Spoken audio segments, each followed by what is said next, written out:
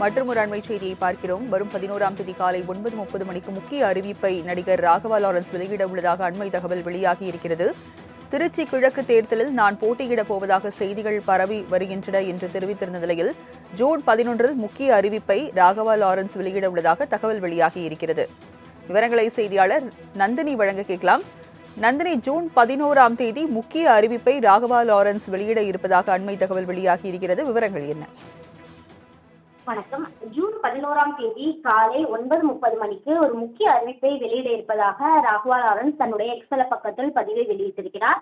திருச்சி கிழக்கு தேர்தலில் போட்டியிடப் போவதாக பல்வேறு ஊடகங்களில் செய்தி பரவி வருவதாகவும், இது குறித்து விளக்கம் கேட்டு ஊடக நண்பர்கள் பலரும் தொடர்ந்து தொலைபேசியில் தொடர்பு கொண்டும் நேரில் சந்திக்கவும் கோரிக்கை விடுத்து வருவதாகவும் தெரிவித்திருக்கிறார்.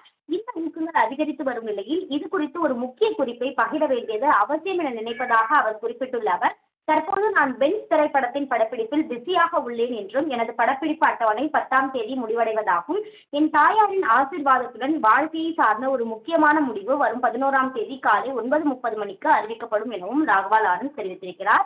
அந்த வகையில்தான் திருச்சி கிழக்கு இடைத்தேர்தலில் ராகவா லாரன்ஸ் போட்டியிடுவதாக தெரிவிக்கப்பட்டு தொடர்ச்சியாக செய்திகள் பரவி வருகின்றன.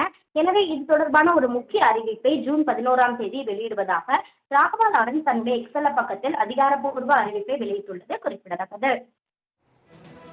ஜூன் 11ஆம் தேதி முக்கிய அறிவிப்பை ராகவா லாரன்ஸ் வெளியிட உள்ளதாக அண்மை தகவல் வெளியாகி இருக்கிறது. விவரங்களை வழங்கியதற்கு நன்றி நந்தினி.